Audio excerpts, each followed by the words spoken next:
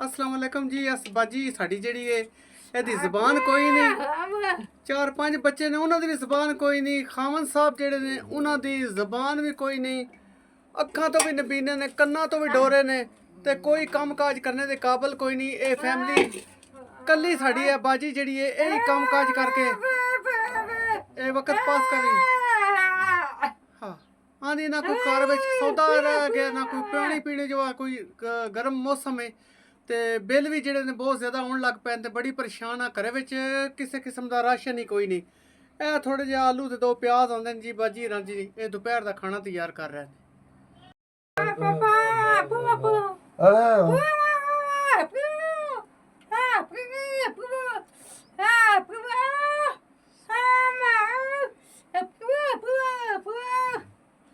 ਮੇਰੇ ਵੀਰੋਂ ਵਸਦੇ ਰਹੋ, ਜਿਉਂਦੇ ਰਹੋ। ਅੱਲਾਹ ਤਾਲਾ ਤੁਹਾਨੂੰ ਲੋੜ ਦੀ ਥੋੜ ਨਾ ਆਵੇ। ਅੱਜ ਅਪ੍ਰੈਲ ਦੀ 24 ਤਰੀਕ ਹੈ। ਤੁਹਾਡਾ ਕੱਲੇ ਆ 10,000 ਰੁਪਇਆ ਇਹਨਾਂ ਖਰਚਾ ਦੇ ਦਿੱਤਾ ਗਿਆ। ਅੱਲਾ ਵਸਦੇ ਰਹੋ ਤੇ ਜਿਉਂਦੇ ਰਹੋ। ਇਹ ਵੀ ਬਾਜੀਆਂ ਦੀ ਸਾਡੇ ਕੋਲ ਖਾਣ ਪੀਣ ਜੋ ਵੀ ਸ਼ੈ ਕੋਈ ਨਹੀਂ। 10,000 ਰੁਪਏ ਦਾ ਬਾਜੀ ਪੀਣ ਦੀ ਰਾਸ਼ਨ ਲਿਆਵਾਂ ਦੇ ਅੱਗੋਂ ਗੰਦਮ ਦੀ ਕਟਾਈ ਦਾ ਮੌਸਮ ਹੈ, ਕੰਮ ਹੈ ਕੋਈ ਨਾ। ਅੱਲਾਹ ਤਾਲਾ ਜਿਉਂਦੇ ਰਹੋ ਤੇ ਵਸਦੇ ਰਹੋ। ਬਸ ਸਾਡਾ ਮਹੀਨਾ ਕੋਈ ਸੌਖਾ ਨਿਕਲ ਜਾਏ ਤਾਂ ਅੱਲਾ ਵਸਦੇ ਰਹੋ ਤੇ ਜਿਉਂਦੇ ਰਹੋ।